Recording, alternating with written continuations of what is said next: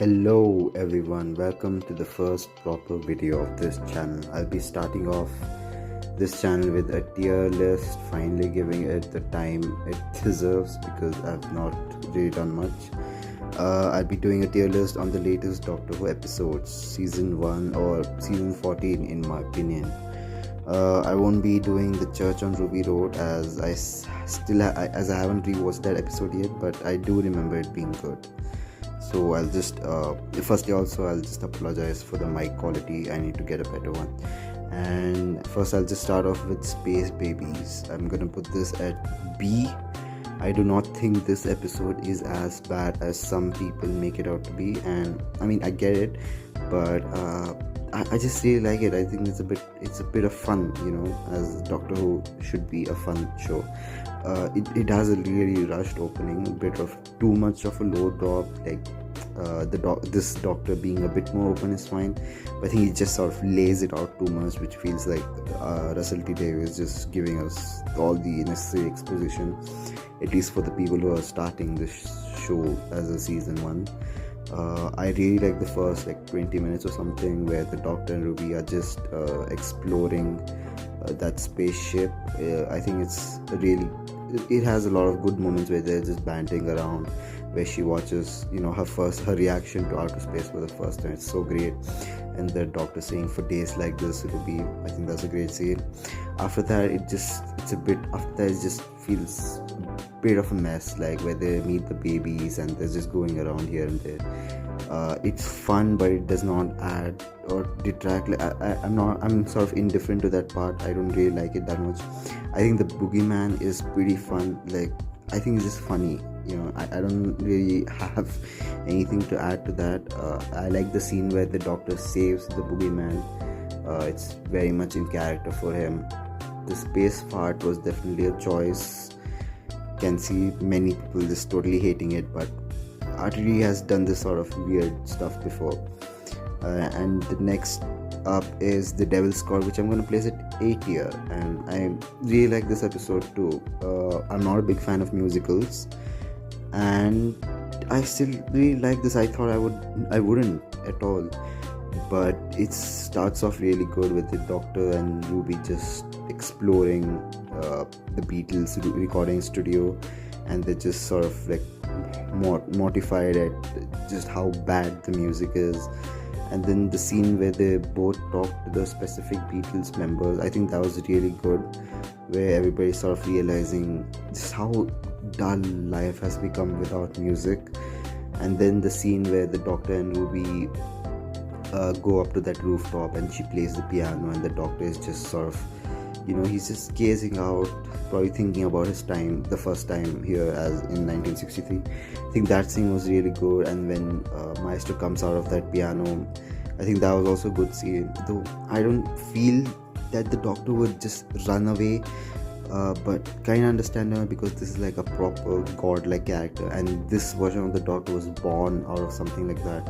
So he would, first instinct would be probably to be a bit terrified, but I'm not a fan of that scene.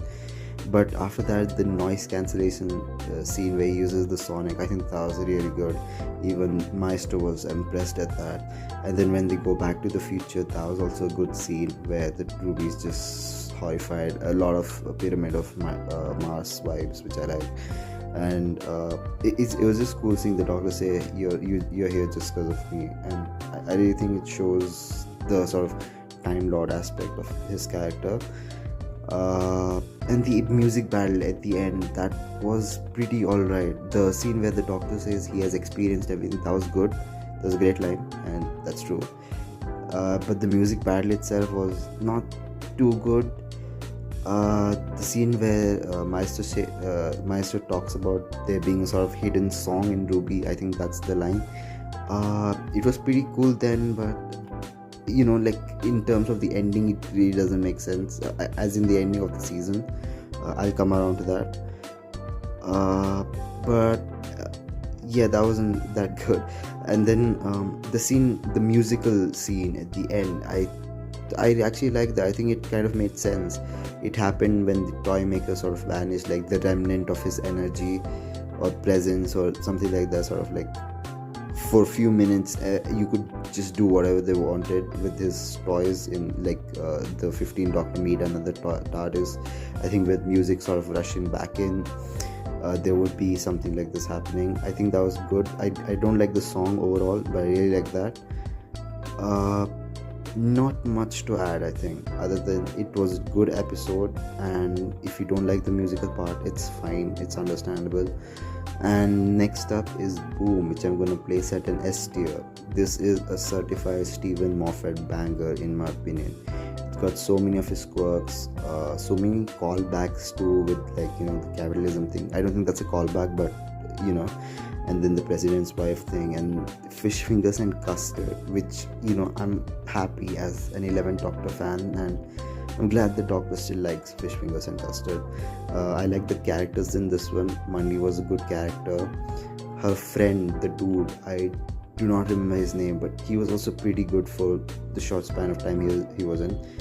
The little girl, who is not technically a little girl, like I think the actress was just a bit old for the character. I think she was decent, although like childish characters are sometimes written weirdly, like really stupid in shows, and I feel like Moffat could have written her a bit better, but I guess she just really wanted to see her father. I liked the AI father thing. It was a good one with the Doctor saying dad to dad. That's a good reminder of how old he is. The Doctor and Ruby sort of bantering and sort of not exactly being in line with each other in the beginning of the episode, where he's just so scared for her, and she's like, nope, Doctor is going to be all right, when giving her that body canister thing. And then the Doctor showed his intellectual side in this episode a bit more, with just sort of figuring out everything about Villengard.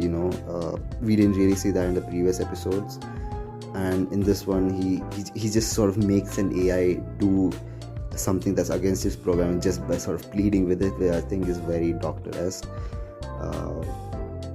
And then the ending sort of where I can't completely recall it, and I think the ending of the episode where they're just sort of relaxing, looking at that sunset or whatever it is outside, that was just a nice moment, and the Doctor said, yep, let's go.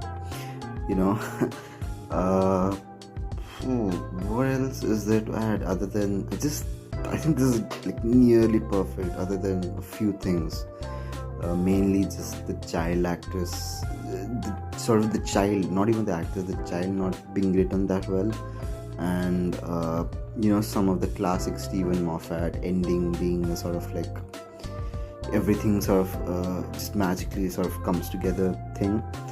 But other than that, I love this one.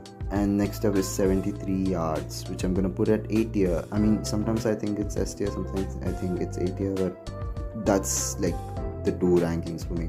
I think it's a really good episode.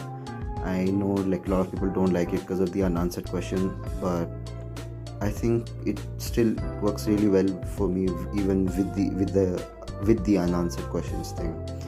I love Millie Gibson's acting in this one. She plays Ruby so well, even as a 40-year-old. Even though she doesn't look 40 years or 43 or something like that, I still think she does a great job as an older sort of person. Like some of her mannerisms are much different than younger Ruby. I really like the beginning where they're just sort of chilling in that Wales cliff. It's really well directed, and the gothic scene in that bar or restaurant, I think that was done really well. And then the montage where it's just her looking at her, that old woman following her, that was really sort of morbidly funny. And the whole thing of everybody just sort of looking at her weirdly and then just running away or going away, it gives you this unnerving feeling, which I think is great. I loved the ending with the older Ruby. I think that actress did a wonderful job. She was just so alone, even though she did have hope, which I really liked. I have hope, which is much like you, my old friend. I think that's the line. I think that was great. And I like that scene, the scene where sort of that old woman and her like find like are nearly in close distance. That was terrifying. I was like, real. I still get scared a bit, because I think the music is, the sort of score in that scene is really haunting. I sort of like the ending where it's just that older Ruby gets a chance to say to her younger self, don't step, don't step. Because from what I think, my theory is basically that the Doctor and Ruby were punished for stepping onto that fairy circle. The Doctor was taken out of existence because he's the one who initially broke it, and Ruby sort of got sentenced to being tormented by herself for reading those messages, and in the end stopping Mad Jack. Mad Jack, I'm not a bit sure of who he is or what that entity is very much left to our own interpretation, which again I like, but I think it's a solid episode. The political angle of the episode, which is not at all subtle, and it's not really well built, and I think that's like the one thing that stops this one going from A to S, because it's sort of like really rushed. Like, we know this is Mad Jack and everything, and she has to stop him, we get that, but it's not really done well. I think that actor for Roger really does a good job at selling the charisma of this character, and it's implied that he's a bit of an abuser. Like, we see he's a monster from that woman, but like when I initially watched it, I didn't even understand what that meant, so I think that could have been done much better. But overall, a fantastic episode in my opinion. And next is Dot and Bubble, which I'm gonna place at B tier, I think. I'm not entirely sure about this episode. I have mostly positive feelings about this one, but it's weird because like the characters in this one are bare bones, other than Lindy. I think I forgot that's her name, Lindy, and Ricky, but he wasn't there much either. But I really liked him. Justice for Ricky, September. I love this world of sort of these people who live in their own bubble, who don't even know how to walk. Many people thought it would be about social media. Russell T Davies would be saying, oh, social media is bad, but thankfully he's a much better writer than that, and he gave us a great sort of look at a bubble society, an echo chamber society, a privileged society, the class thing. And I was one of those people who did notice in the initial viewing that most of these people were white, or at least like orange, because I don't think they're like white people in that sense, because there is a weird thing about their skin. But definitely it was like not a diverse society, you could notice that. And I think a lot of the things about this society and all were pretty underdeveloped, like with the slugs thing, with the dots thing. Why didn't they just kill these people? Like, it isn't a big question for me, because I really can suspend my disbelief in that way. Or the bubbles didn't want to, and then for some reason they just made these slugs. The slugs were the true heroes. I really like the slugs creature designs. I'm pretty sure they're a mix of practical and VFX, and they're done really well. And I love the ending where we see Lindy's true colors and the true colors of these people, and Ncuti really does a great job. I think even Millie Gibson kind of does a great job, even though she's not there much. She's basically like, oh, okay, whoa, that's so gross, and then this is the Doctor, a being who's lived for like 3,000 years, I think, at this point, sort of losing his mind at seeing racism, being treated as different for the first time. And this is the same person who like cried with joy, like in New Earth, and the Doctor dances at how he could save everyone. And this time he's crying because he can't save these people who don't even know how to walk properly. I really think that ending is great, but the previous parts of the episode are not that good. And next is Rogue, which I'm gonna put it, I'm not sure whether to put it C or B, and I'll just put it at C for now. I think this is a fine episode. there's really not much going on in it. Like, I think obviously, as everybody says, Rogue and the Doctor have great chemistry. Jonathan Groff is a really talented actor from Mindhunter. He does a great job there, and it's such a wildly different character, and he does really well here too.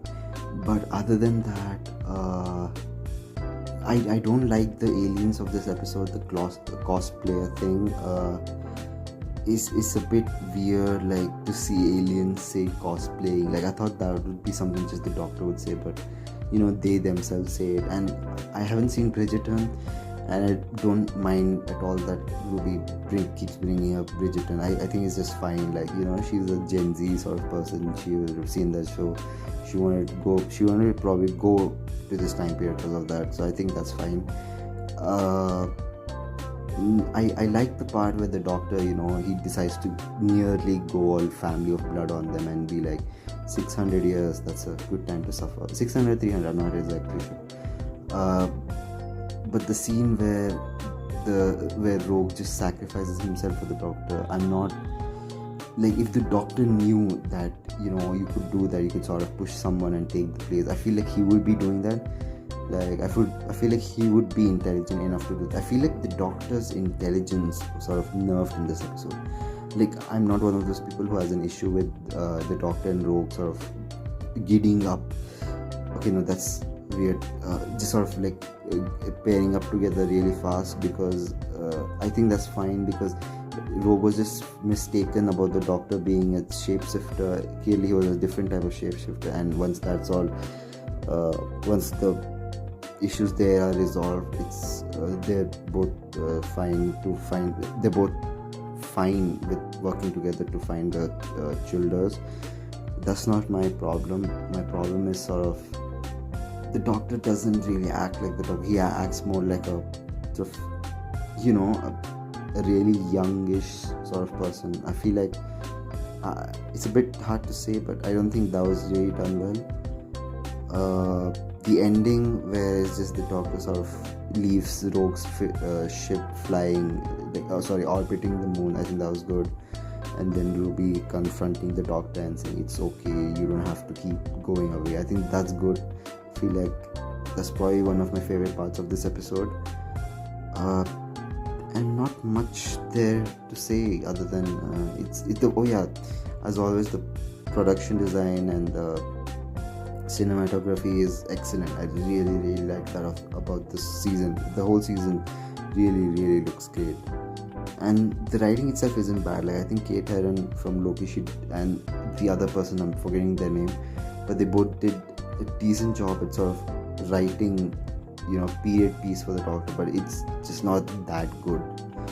And next up is Legend of Ruby Sunday, which I'm gonna place it B tier. Like, if you had asked me before the finale came out, I would have put this at S or A, just because of how good of a setup it is. The atmosphere is great with the time window thing. The horror aspect, even though it's not really horror, the creepy aspect is good. You're sort of wondering, like, what happened? Is her mother connected with this thing? And then the Tardis groaning. Wow. That was just a great scene. I still do really like that scene even now. But let's just talk about the episodes thing now. I like that they did the Susan Tardis thing, Susan Triad, sorry. Everybody was theorizing about that, and Russell T Davies was like, yeah, we know you're going to theorize about this. I like the Doctor properly talking with his granddaughter. We don't at all see that. Hasn't happened yet in New Who, I think, other than the one in Rings of Akiton, if I remember correctly. That the whole Susan Triad thing was great. I think Mel in this episode was great. The whole scene with Ruby and her mom, and sort of talking about, okay, we're gonna finally do this. In their home, where they're like, we can finally find out who my real mom is. I think that was a great scene. I think Rose Noble in this episode is pretty useless. I have absolutely no idea why the RTD decided to put her here. Like literally no relevance to the plot, in my opinion. I really like Lenny Rush's character. He's a fun guy. He's fun. A genius due to a passing asteroid. That's I don't. That feels weird and funny. Very Doctor Who type thing. The ending where Sutekh finally comes out, I think that was good. Where he finally says, "And I give you my gift of."